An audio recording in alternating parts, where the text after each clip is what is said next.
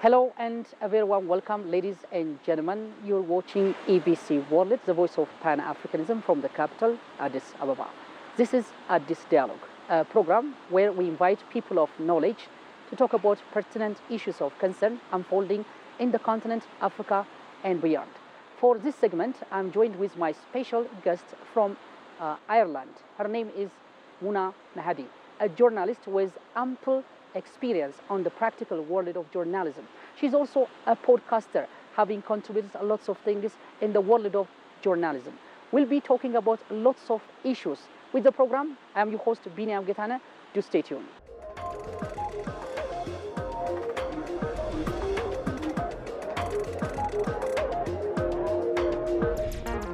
Mahadi, a very warm welcome to Addis Dialogue. Thank you for having me. I've tried to do my own assignment, finding out who Muna is, and then I came to realize that you're an amazing woman, born from an Ethiopian mother, and as well as from a Sudanese father. So before we delve into the crux of the matter, I would like to have your take on how you grow up, and then tell me a little bit biography about yourself. Yeah. So, born and raised in Ireland, mother's Ethiopian, dad's Sudanese. 22 years old. I've always had a passion for journalism ever since I was younger. I just knew it was like destined for me. My mom wanted me to become a doctor, but I couldn't do that. And I've always had a big heart for like human rights. And I'm an advocate for human rights, and I advocate for that. So you'll always see me posting it on my social media. It's just an interest of mine that I've always had. And broadcast, TV, radio is what I usually specialize in. I have my own website where I just post daily news, blogs, and interview people. I've interviewed musicians. I've interviewed, managers of cafes and all those. Another podcast called Unfiltered with Moon and Princess, and it's just about my journey as a Black African girl in the UK. Great. So what other aspects of your podcast reflect this, especially when it comes to issues like Africa? I talk about like corruption, self-identity issues. I talk about, the unification of it, and just explain our videos on like what's really important. And a lot of people do love that. It's something different and new. It's for the youth as well. So it's a very like informative but like entertaining way of basically spreading news. Yeah, whenever we just become the kind of person that we want to be, we always have some influence, maybe from family that would like to follow their footsteps. So is there any influence from your family? Because you said that your parents want to see you as a doctor, but you happen to be a journalist who is becoming influential nowadays with the kind of great works that you are doing. So tell me what got into you the profession of journalism. So I didn't know at a young age what I really wanted to do. I knew that I liked talking and I liked researching. It was something, before I even knew what journalism was, I knew that I wanted to do it. Doctor, to be a lawyer is what like every African parent wants you to be, but I said that's not my plan. So I just decided to do journalism. Originally I wanted to study in Sweden, but like the times were just a bit different, and I was only going to do human rights.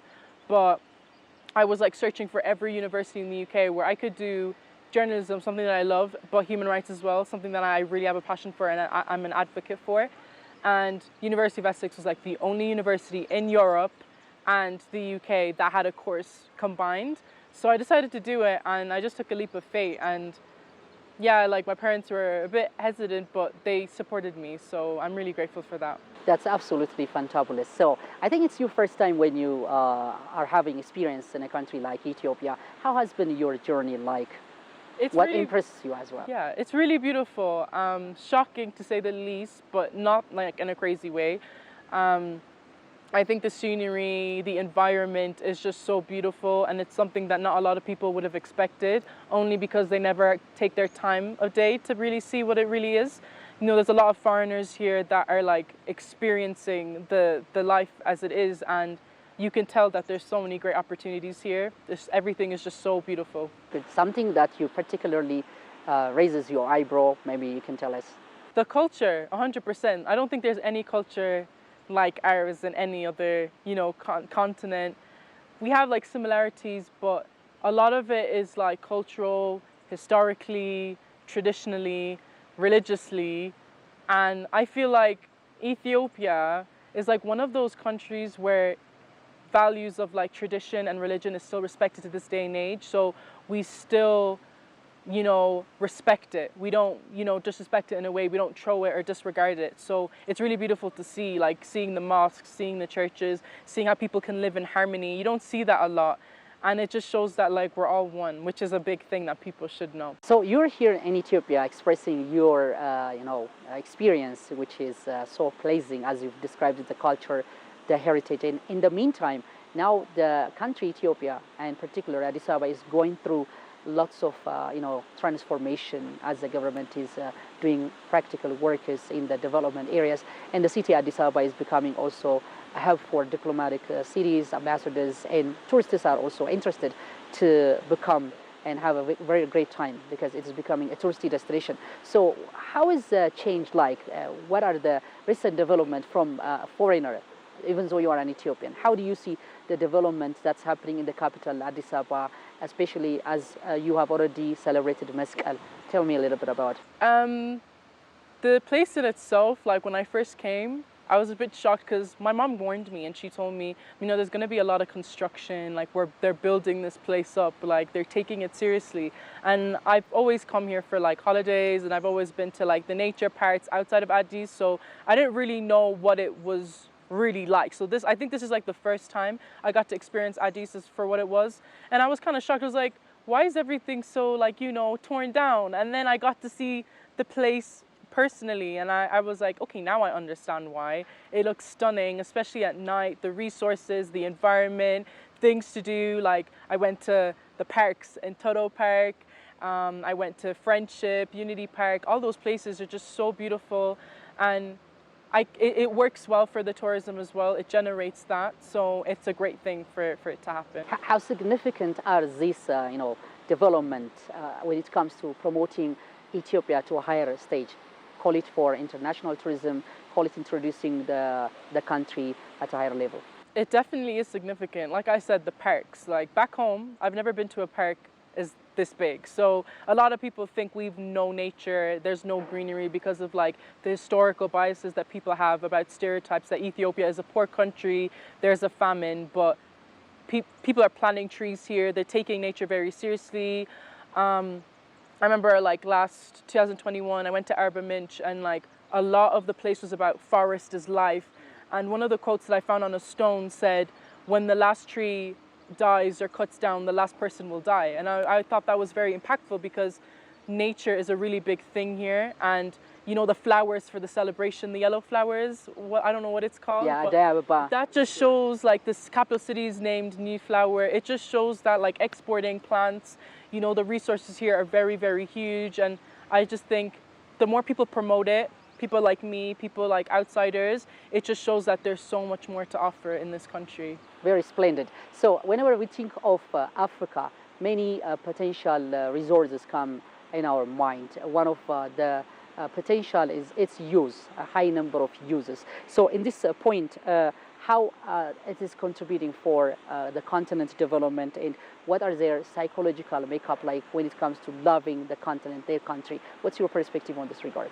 I think it's great here, but as an outsider, I am Ethiopian, but as an outsider, I've seen not a lot of benefits, as in we're doing great with exporting, but we're not getting appreciated. When I was in secondary school, I was studying economics, and I absolutely hate that subject, which is crazy because we talk about it in stuff like this conversation-wise, but you learn about the supply of goods and demands, and we watched a movie about coffee in Ethiopia, and it was really sad because a lot of coffee comes from here, but corporations like Starbucks and etc. never actually claim that the coffee is from Ethiopia, so then we don't really get much exposure for where it's from. So then you have people saying, oh, where was Ethiopia invented? Where was coffee invented? It wasn't invented in Ethiopia, it was invented by an Arab man, but it was invented here. So not a lot of people, I feel like certain people want to hide the truth. And in that documentary, they were basically talking about how because coffee was like exported and they weren't getting a lot of reputation for it, a lot of people were not getting the money from it. So people in the country had to focus on uses of chas, like, the little like leaf plants that you chew on, which is sad because they wanted to focus on the bad instead of the good. So the more people promote it in the right way, like I said earlier on, I feel like we can get that exposure. Here it's doing really well, but some people take advantage of it outside, and that kind of does need to stop. Very awesome. So with that in mind, how should African leaders can possibly tap into the potential of users and be able to create a conducive atmosphere for users to play a hands-on role in creating entrepreneurship and technology?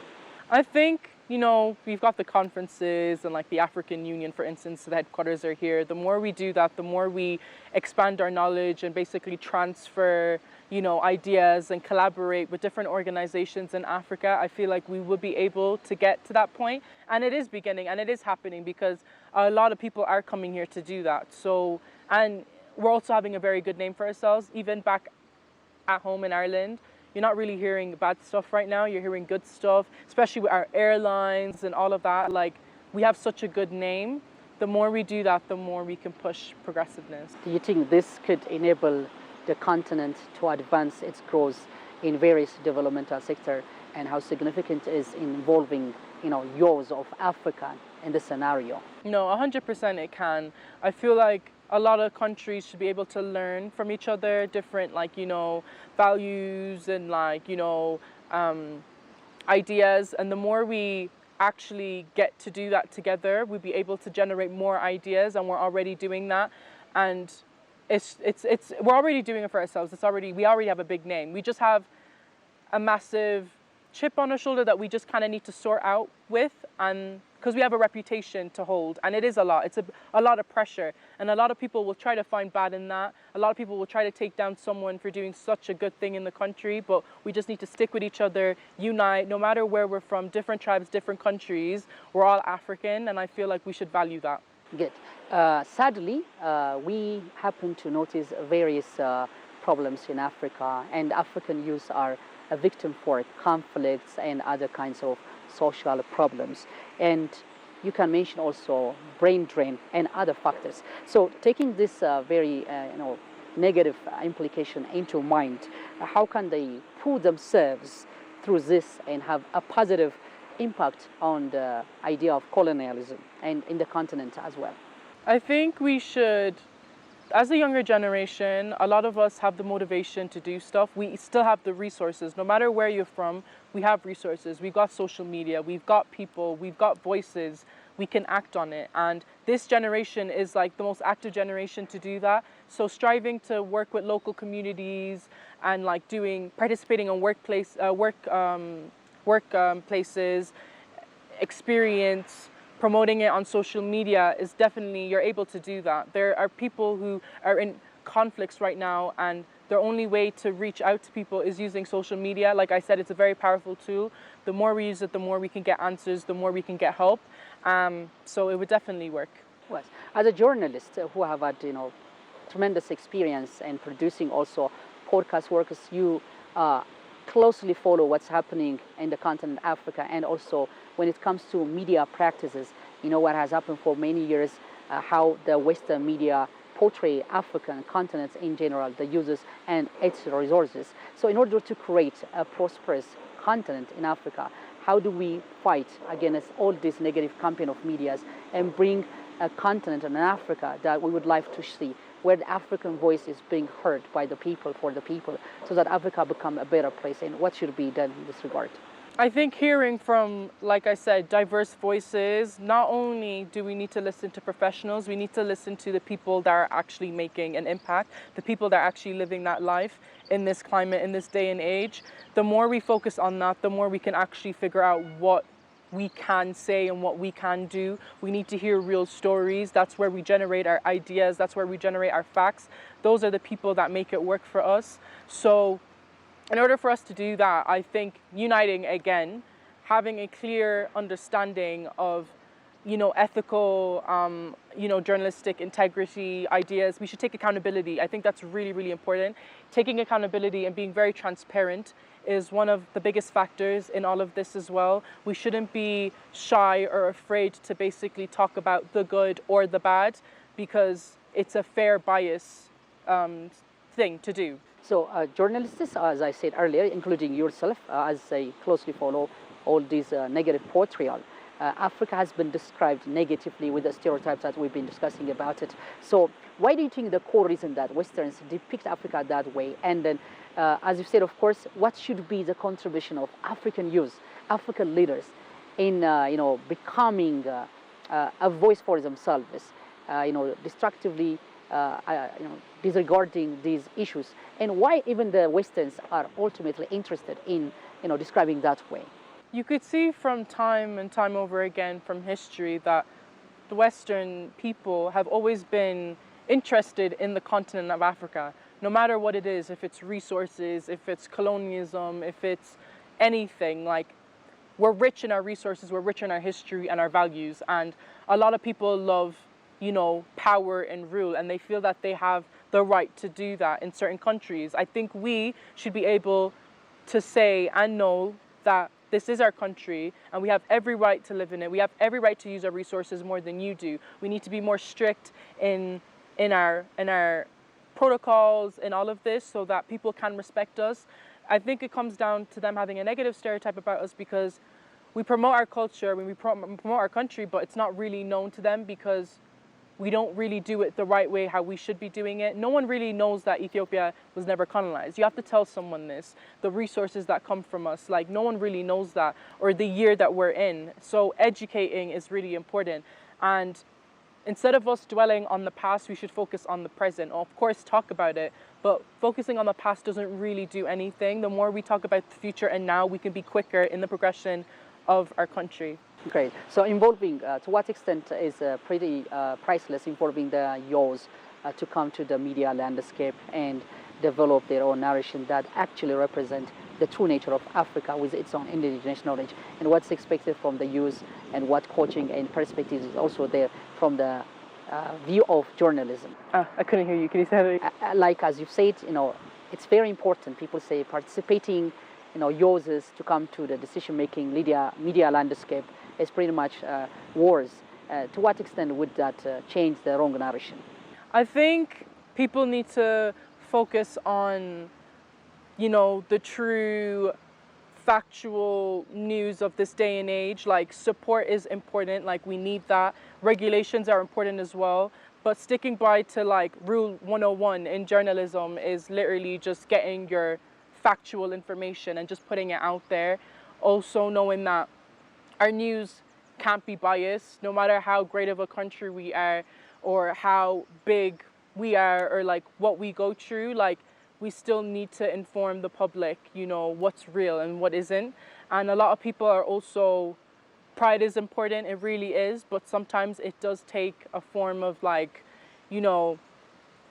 cockiness in a way. You can't really display true news if that gets in the way. But to be fair, like over here, we're very prideful in the right ways, but I don't really see that because news is like, people are really into news here and that's what people want to see. And a lot of countries in Africa can't really spread the news properly because of political interference. So us being able to have freedom of expression in a country where people actually don't think that we have freedom of expression here, we really do. So the more we actually continue what we do, but progressive in a better way, people will take our, laws in journalism very seriously. Great, that's very splendid. Once I remember that when Prime Minister Abiy Ahmed has been addressing a speech to the people of Africa in the capital Addis Ababa, I say that Africa needs its own Pan-African media that represent the continent as a whole so that it will speak to itself. So how significant is this sort of noble idea, and as a journalist, how do you evaluate this one? I think it's very, very important what he's saying.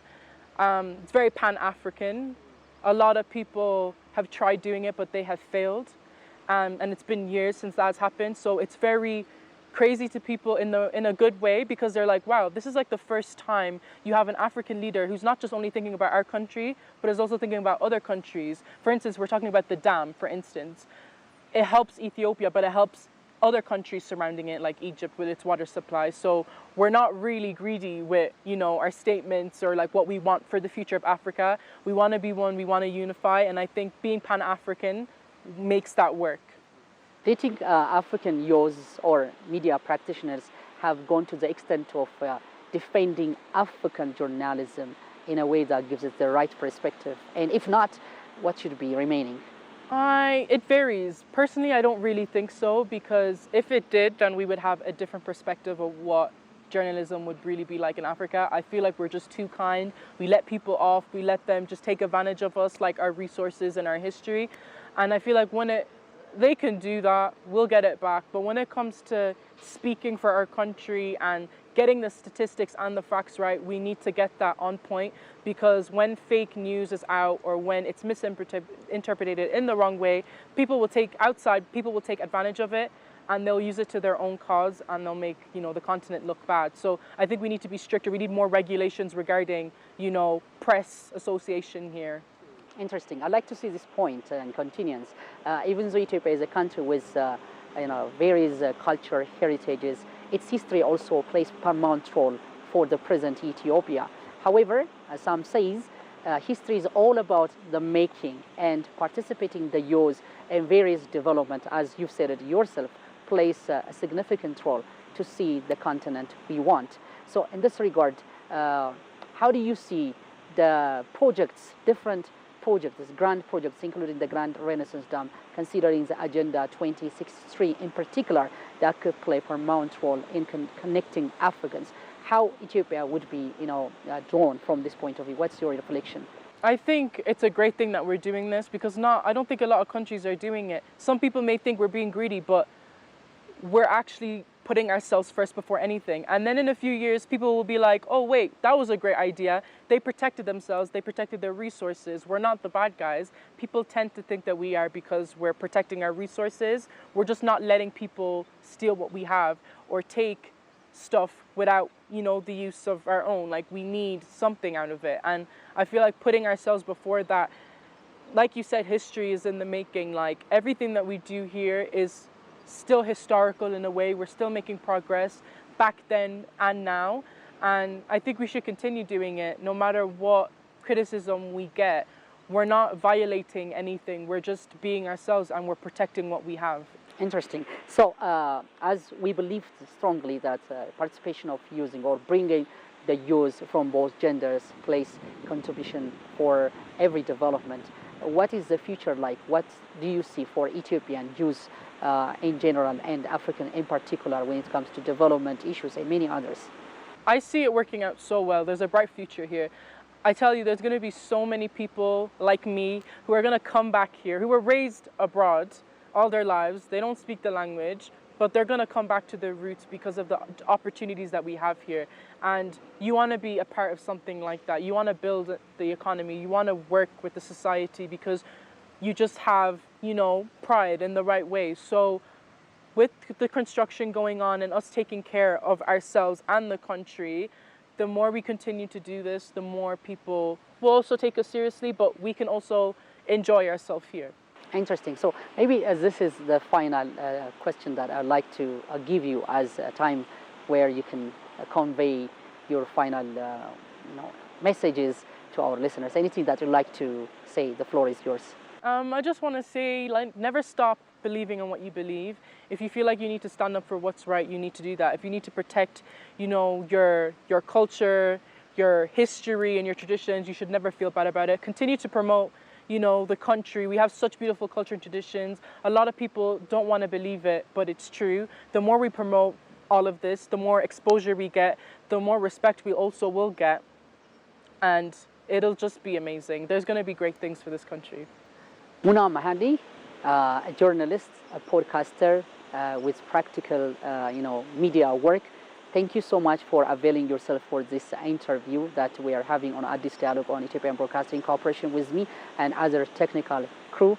Once again, I thank you so much, and goodbye. Thank you. Well, ladies and gentlemen, this, of course, will bring the end of our conversation, where we've raised pertinent issues that's unfolding in the continent Africa, focusing a special attention to Ethiopia and the importance of youth participation entirely in Africa. With that, we'll end up today's program. Thank you so much for being with us. Enjoy the rest of the program from Ethiopian Broadcasting Corporation, the voice of Pan-Africanism, and bye-bye.